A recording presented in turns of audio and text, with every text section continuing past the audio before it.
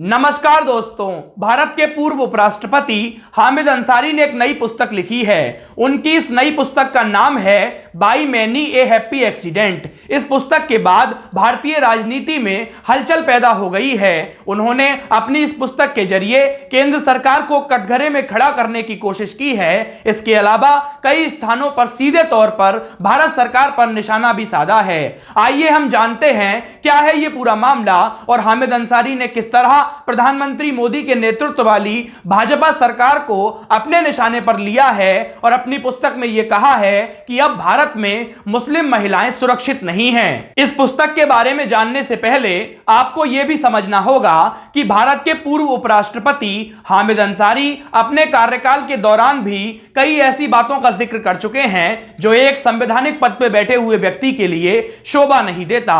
भारत के पूर्व उपराष्ट्रपति हामिद अंसारी ने अपने दूसरे कार्यकाल के अंतिम समय में कहा था कि भारत में मुस्लिम और उसमें भी खासकर मुस्लिम महिलाएं सुरक्षित नहीं हैं। उन्होंने यह भी कहा था कि 2014 से पहले भारतीय राजनीति में धर्मनिरपेक्ष शब्द था, लेकिन 2014 के बाद प्रधानमंत्री मोदी के नेतृत्व वाली सरकार ने उस धर्मनिरपेक्षता को भारत की राजनीति से समाप्त कर दिया। 2014 के बाद विभिन्न राज्यों में हुए विधानसभा चुनावों में जिस प्रकार भारतीय जनता पार्टी को जीत हासिल हुई, उसने यह सिद्ध कर दिया कि हामिद अंसारी के दावों में कुछ भी सही नहीं है। इसके अलावा जिस प्रकार 2019 के लोकसभा चुनावों के बाद भारतीय जनता पार्टी प्रचंड बहुमत के साथ भारत की सत्ता में दोबारा काबिज हुई, उसने भी इस बात पर मोहर लगा दी कि हामिद अंसारी के दावे तथ्यात्मक रूप से बिल्कुल गलत हैं। हम आपको बता दें, 2014 के बाद जिन राज्यों में भारतीय जनता पार्टी की सरकार बनी, वहां पर मुस्लिम वोटर्स की संख्या बहुत अधिक है और उन्होंने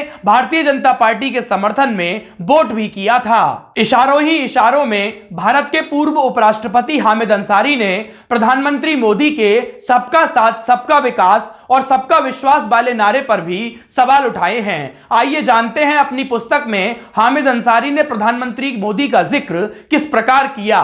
भारत के पूर्व उपराष्ट्रपति हामिद अंसारी ने अपनी पुस्तक में लिखा कि मैंने यूपीए के समय में एक नियम बनाया था कि राज्यसभा में हंगामे के समय कोई भी विधेयक पारित नहीं होगा। एक दिन भारत के प्रधानमंत्री नरेंद्र मोदी बिना किसी सूचना के मेरे ऑफिस में आए और मुझ पर इस विधेयक को पारित करने का दबाव बनाया। वास्तव में अगर पीएम मोदी और पूर्व उपराष्ट्रपति हामिद अंसारी के बीच ऐसी कोई भी बातचीत हुई थी तो उसे गोपनीय रखा जाना चाहिए था, लेकिन कहा जाता है कि राजनीति में सब कुछ जायज है। हामिद अंसारी ने अपनी पुस्तक में इस पूरे मामले का जिक्र करते हुए इस पुरानी कहावत पर मोहर लगा दी। हामिद अंसारी इस पुस्तक को लिखते समय यदि अपने संवैधानिक मर्यादाओं का ख्याल रखते तो निश्चित रूप से यह उनके लिए अच्छा होता, लेकिन उन्होंने संविधान को तार करते हुए भारत के प्रधानमंत्री पर एक और गंभीर आरोप लगा दिया। अपनी पुस्तक में हामिद अंसारी ने लिखा कि 2014 से पहले जब वे तत्कालीन गुजरात के मुख्यमंत्री नरेंद्र मोदी से मिले तो उनसे सवाल किया कि आप अल्पसंख्यकों के लिए किए गए कार्यों का चुनाव प्रचार क्यों नहीं करते।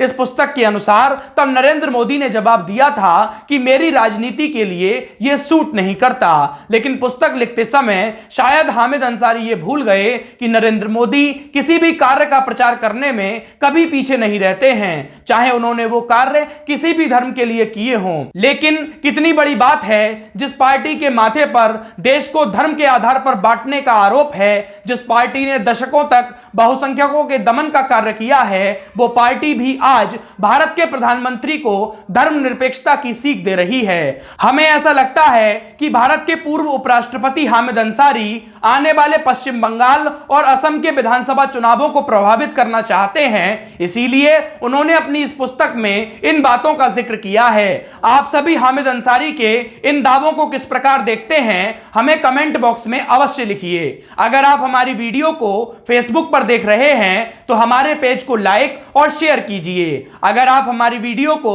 यूट्यूब पर देख रहे हैं तो हमारे चैनल को सब्सक्राइब कीजिए, बेल आइकन को दबाइए, हमारी वीडियोस को अधिक से अधिक शेयर कीजिए।